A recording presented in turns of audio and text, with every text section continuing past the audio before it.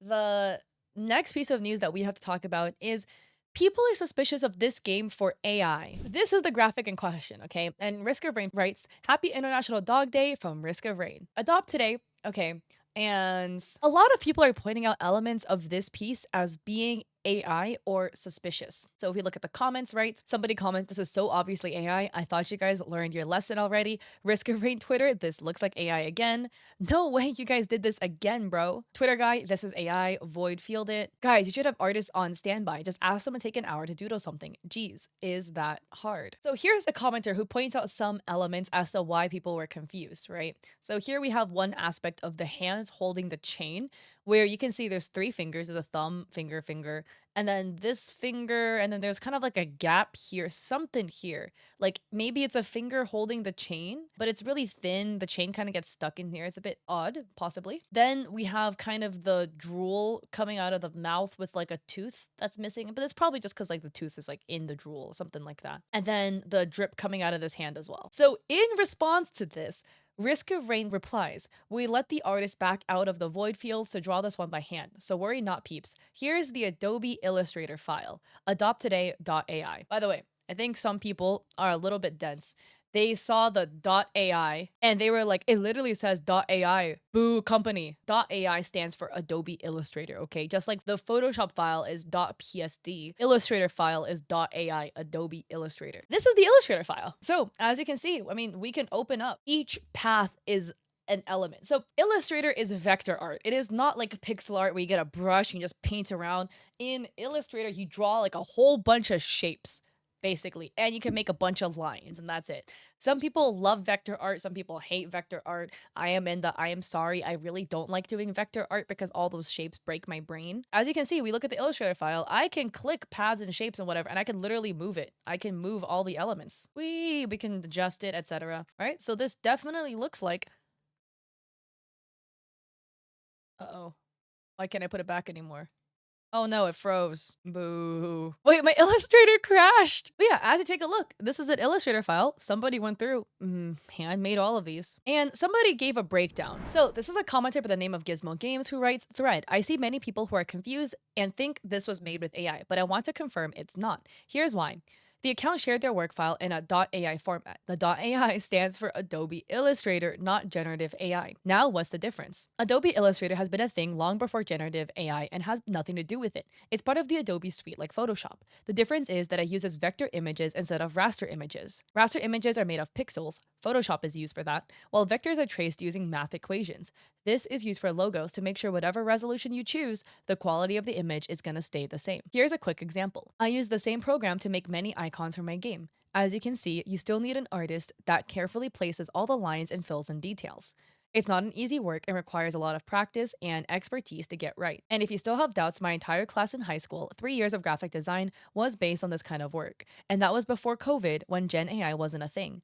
So you have my word when I say they didn't use it. So Risk of Rain gave him a little handshake. In the comments, some people had their 2 cents. So this person says, usually there should be a sketch layer underneath before we start vectoring. And a lot of people seems to be saying there's no reference or sketch layer. Why purposely delete it? Unless this artist doesn't need a reference, which is insane. And Gizmo responds, they either didn't need a sketch, which probably was rushed, or two, didn't or couldn't pack the PNG in the file. Other commenters respond, for a while now you can AI generate vector images in Illustrator, so the lack of a sketch layer plus the other mistakes found makes it seem quite AI-ish. Another commenter says, image files can be embedded into the .ai file really easily. I highly doubt a sketch was involved, adding credence to the AI accusations. In my opinion, releasing the working file was a sleazy way of trying to absolve guilt when AI was still doing the heavy lifting on this illustration. At least from my personal experience, in the minor amounts of like Illustrator work I've done, you can just stick like a PNG in there. But again, maybe they're just a god and didn't need, right, a reference. Not everybody needs a reference. In the comment section, people were basically on two sides. A lot of people were completely comfortable once they saw the art file because they were like, oh, okay, like now that we see the Illustrator file, we're completely down, like we love it, or like we feel really comfortable now that you are very transparent in showing the file. Whereas other people have more questions now that the Illustrator file was shown. One of them being people suspect that the artist could have traced from AI potentially. At the end of the day, you can speculate anything. There isn't a smoking gun, there isn't a smoking gun, and there's nothing you can do about it. One thing is this person's sentiment, Ender, where Ender says, I can't really blame people for being suspicious since one slipped through before, but sorry to the artist. And of course, for the artist, you spend all this time making this vector image and then everybody like blames you for using AI and you didn't do anything. But speaking of before, it is because Risk of Rain actually has used AI in the past. The graphic isn't available anymore, but this is a tweet posted by Dice Devil, and Dice writes, come on guys, y'all support fan artists, why are we using AI now? And it is a post by Risk of Rain that's now deleted. And this was tweeted 23. So the graphic was also posted July 23 from my understanding. And these are like screenshots from the graphic, but as you can see, there are like Gen AI elements in here, like all of the poker chips just melting together in the middle of the table. What are happening to the card? What is this? Why is there like some super large poker cards and one that's really bent? More really wonky, wobbly, uneven cards. These are cards that are melting into each other. This is what Risk of Rain writes. July 23rd, same day. Thanks to you all, we realized the background of the last image we posted was AI generated. Thanks for spotting that. While it was an unintentional mistake. How did that sneak in there? It's one we take full responsibility for, and we are sending the designer to the void fields as punishment. We have pulled the image down and will be more careful about that in the future. So at least thankfully they had cleared the air about it, whatever, and rectified it, taken the image down.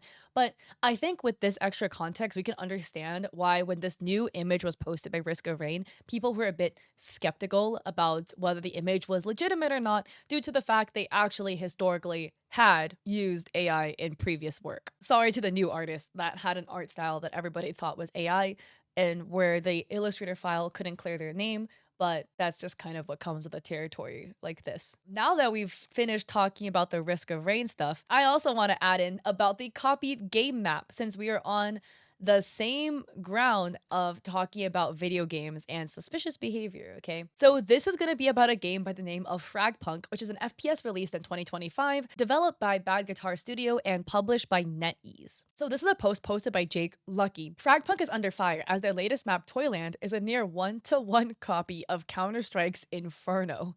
This is wild. And obviously, the decorations and the way the map is skinned looks completely different.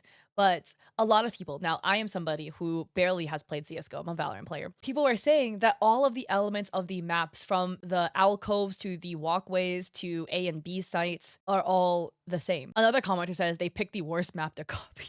Yeah, people are saying it looks like Inferno. Other commenters are adding, why is it under fire? Where's the issue? Did the Inferno creator say he doesn't like this? Then let it be. CS map designs are the perfect model for any map design. Maps have been played for 20 plus years, so of course you would copy them if you need a good competitive map. When you look at it, ignore all the pretty bright colors, okay? Just look at the walkway, the layout of the map. Other people were basically saying that copying a game map is essentially like tracing somebody's art, because making an FPS map fun, intricate, competitive, and not absolutely one-sided, as in like attackers have a way more of an advantage than defenders or vice versa, is really hard to do. So obviously it's easy just to go copy somebody else who already did it first, which essentially means you're copying somebody's artwork, right? They already figured out the best lighting, pose, angle, whatever, so you don't have to do any extra thinking yourself. Also, another commenter asks, why can't I tell it looks like Inferno? Somebody says that he's starting from CT and walking towards church and B site. Look, all I play is Dust 2, man, okay? So, and here we have another article written by Theodore McKenzie, titled Fragpunk's new map looks almost exactly like Counter-Strike's Inferno. And this is the big one, and let's zoom this in. This is the side-by-side of the map. So left is Inferno, right is Toyland. The layout is like basically the same. As we can see here, from ramp to mid to the shape of it, this banana corridor, B site looks really similar. It's almost the same with like 2 extra hallways. So it's interesting. And the article says, the similarities are too obvious to be dismissed as a mere coincidence. The gaming community quickly split into 2 camps. Some see it as a love letter from NetEase to Valve, CS, and Narby, and aren't reading too much into it. Others, however, view it as a potential copyright infringement, suggesting Valve should take legal action against the Chinese company for stealing the map layout. So far, neither Valve nor NetEase has commented on the matter, leaving it unclear whether Toyland's layout was planned between the 2 studios and what NetEase's intentions might have been. I'm curious as to your thoughts. Do you guys think like copying a map is copyright infringement, or is it tribute to CS? And should slide. I personally feel like if it is a tribute to CS, that's chill, but like it should be done with CS, as in Counter-Strike knew about it, approved it, and it's done in some sort of collaboration. It didn't seem like Counter-Strike was mentioned at any point. It seemed much more like a, hey, let's yoink it and hope nobody notices. And that is the difference. That's at least like my thoughts about it. But what do I know? I'm a Valorant player, guys. I don't play CS. So what are your thoughts about the Risk of Rain art piece? Do you think it's AI? Do you think it's not because we have an Illustrator file to take apart? And what are your thoughts about Fragpunk's map? Do you think it is a tribute to CSGO? Do you think it's a blatant ripoff? I would love to hear your thoughts respectfully down below in the comment section. And if you like this video, I appreciate it if you like and subscribe. Don't forget to check me out on Etsy. I have digital art there like emotes, overlays, and stuff for streamers. I also have a coffee with free resources like a free sponsorship guide, and I stream on Twitch 3 days a week, Mondays, Wednesdays, Saturdays at 6 p.m. PST. Hope to catch you guys there on my streams or in another video. Peace.